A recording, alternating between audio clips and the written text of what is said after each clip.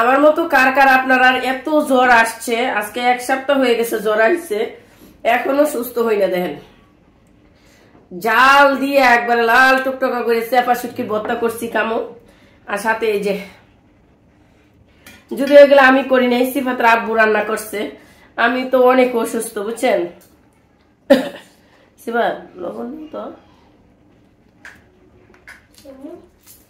আমি অনেক অসুস্থ। অসুস্থতার কারণে কিছুই করতে পারি না। সিফাতের আব্বু রান্না বান্না করে খাওয়াইতেছে মানুষটা, মাছ ভাজি করছে, তারপর চেপা শুটকির ভর্তা। কারা কারা চেপা শুটকির ভর্তা পছন্দ করেন জানাইন। আর সবসময় আমার পাশে আপনারা আছেন, সত্যি আমি আপনাদের কাছে অনেক কৃতজ্ঞ।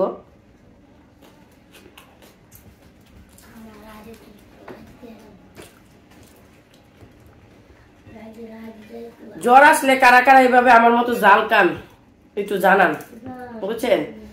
আমি প্রচুর জাল খাই, প্রচুর, তারপরও জানি আমার মুখে ভাল লাগে না।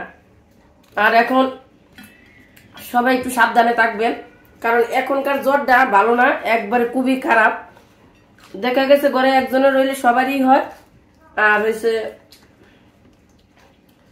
আসলে আর যাইতে চায় না। আর এমন একটা জ্বর আসলে ঠান্ডা, মাথা ব্যথা, তারপরে হয়েছে নাক দিয়ে পানি পড়া, তারপর হয়েছে গা ব্যথা, এই একটা অবস্থা হয়ে যায়। সারা রাত ঘুম তো ধরেই না, এরকম একটা অবস্থা হয়ে যায়। আর আমারও একই অবস্থা বুঝছেন।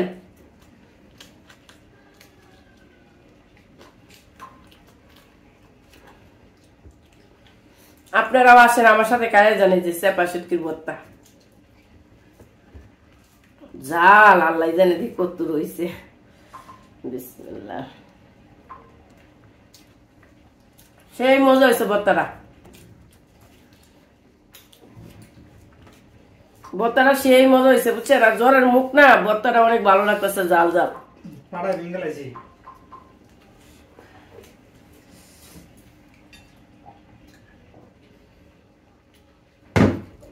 আমি এসে দেখেছি ফেতার আব্বু পাড়ায় ভর্তা বাড়তাছে।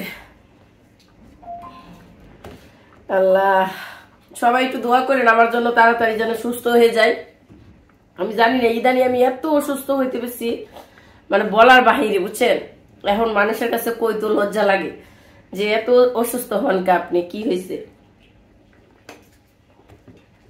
আর সবাই একটু আমার পাশে থাকেন, আমার ভিডিওগুলো দেখেন। আর যারা খারাপ খারাপ কমেন্ট করেন তাদের জন্য আমি তাদেরকে আরো ওয়েলকাম জানাই আমার চ্যানেলে বুঝছেন, ওয়েলকাম জানাই।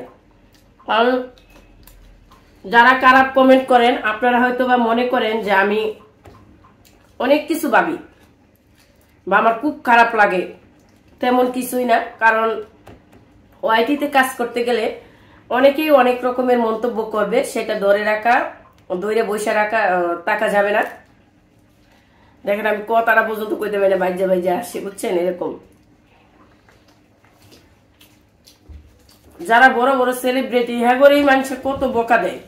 আর আমরা ছোটখাটো ইউটিউবার, স্বাভাবিক কিছু মনে করি না। তবে আমি এটা বলবো, দেখেন মা বোন সবার ঘরেই আছে, চেষ্টা করবেন কোনো কিছু কাউকে বলার আগে বুঝে শুনে বলার জন্য বুঝছেন, আর কিছু না।